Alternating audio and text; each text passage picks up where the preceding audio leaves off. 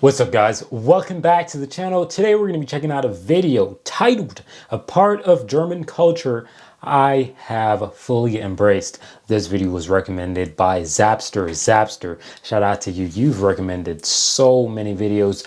I have 186 videos in the German playlist that I've created for you Germans to add whatever videos you want me to react to.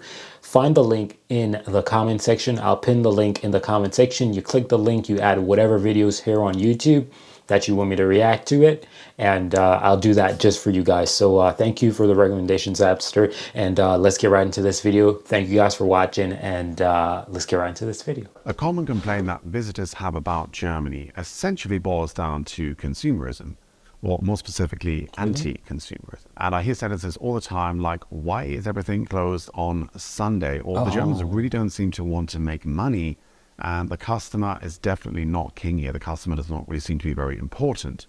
And I think at first glance, Germany is really like any other sort of Western country when it comes to the commoditization of life. In fact, First of all, anybody who thinks that Germany doesn't want to make money is really dumb.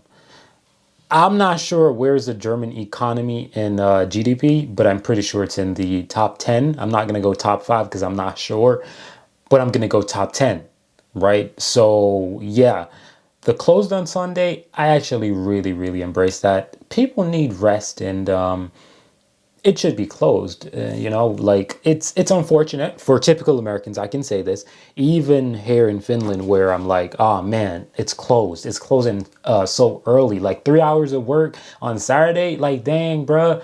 But when you really put yourself in the place of the person who is doing that job, you're more sympathetic, and you realize, wait a minute, it actually makes sense that these people get to go home, spend time with their family, go out on a Saturday and actually go get some groceries type stuff. So I actually have no issue with it when you dive into it and evaluate the situation a little bit more. and online shopping has become so popular here that Germany is actually Amazon's biggest market outside of the US. However, for Really? anyone that has spent a significant amount of time, Also, probably why Germany is probably one of America's largest, one of Amazon's largest outside of the United States, is also because a lot of countries are using the German Amazon. I use the German Amazon because there's no Finnish Amazon, if that makes any sense. I'm here, you will know that anti-consumerist sentiment has been around for really a very long time.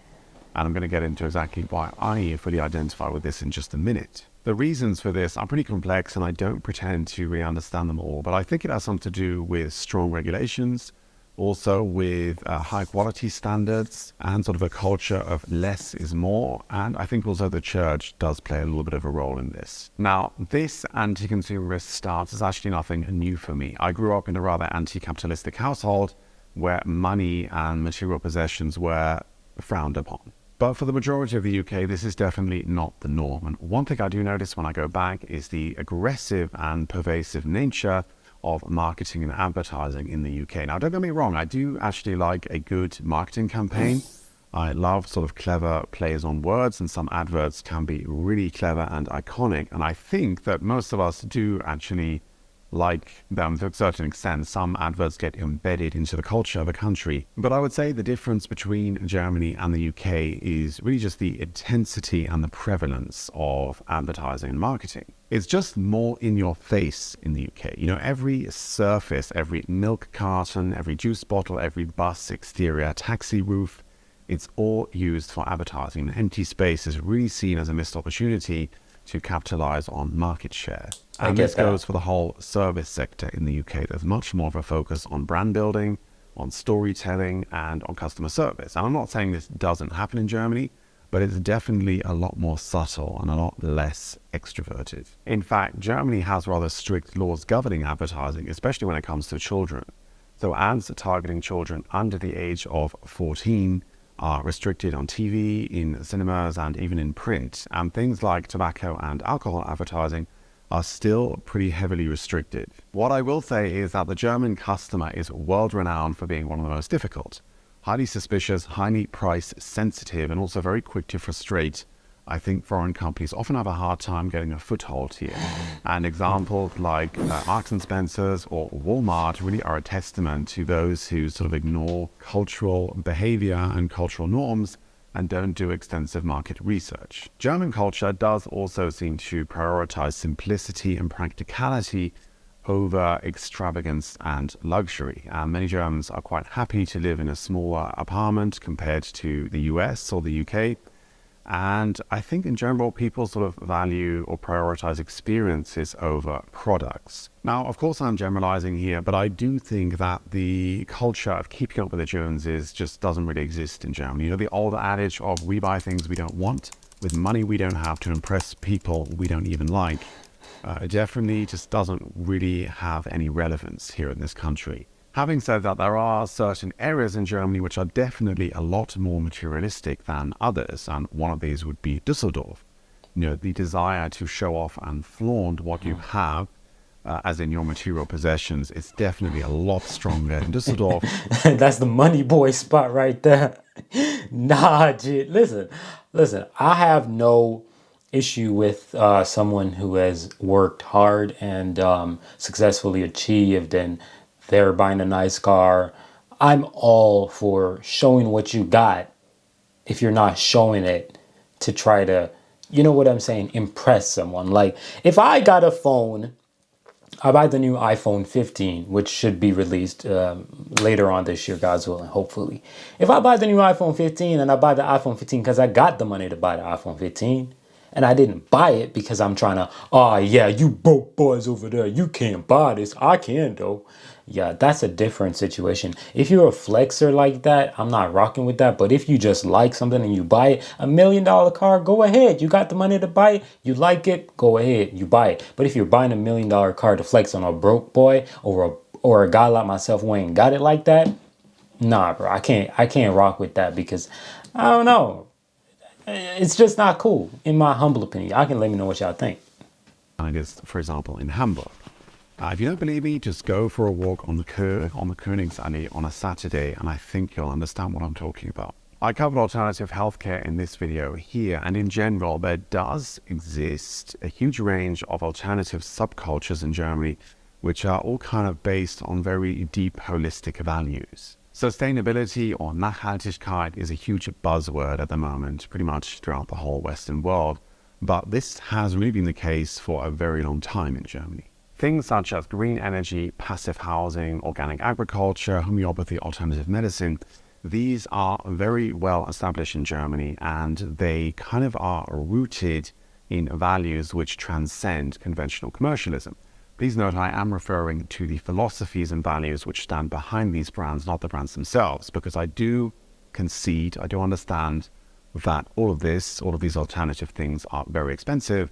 And so there is a little bit of a catch-22 when it comes to this kind of thing. However, what I'm trying to say is basically a lot of these subcultures, or actually just German culture in general, is really geared towards long-term sustainable solutions and not quick fixes, which is really something that I fully associate with Germany, and it's something that I can fully get on board with. Even though it may have taken a hit in recent years, the brand of Made in Germany really still is associated with long-term sustainable quality. But when it comes to household and consumer goods, Germans do really prioritize quality over quantity and really look to buy products that are going to last for a very long time. Another huge subculture in Germany are second-hand markets and shops. Now, this, of course, is not specific just to Germany. This really exists. Bro, I want to get on one of those trams, bro. Like, I'm literally here in Finland and I still have not been on one of those. Over a year I've been here and I still haven't been on one of those. Like, listen, I have no issue with trains and trams. This is not even a part of the video, but I have no issues with trains and trams. But they're not here where I live. They're not. They're not. I have to go south Finland in order to experience that. And that's a little bit difficult when you don't live there. In many countries, the UK also has a pretty big flea market scene. But I think that Germany maybe goes a step further in that most cities usually host at least one flea market per week. And there are also a lot of initiatives and a lot of stores basically reusing and remaking things and reselling. I did already have a little bit of a rant about Sperrmüll in one of my previous videos, But I think the phrase one man's trash is another man's treasure definitely is quite relevant in Germany, because you can find some gems on the street here in Germany if you're that way inclined. And if you enjoy sort of refurbishing things, you can actually find some good stuff on the street which other people have thrown out. The prevalence of the used goods market is also seen in the popularity of things like eBay Kleinanzeigen and Facebook Marketplace. In fact, I actually managed to sell quite a few items on eBay Kleinanzeigen last year. It was pretty insane the amount of interest I got. I got literally, I think, 10 to 20 responses within the first couple of minutes of posting my listing. My tip for getting rid of stuff on eBay is to take the time to take some very good high quality photos and to post it on Sunday afternoon. That's when everybody is checking the site.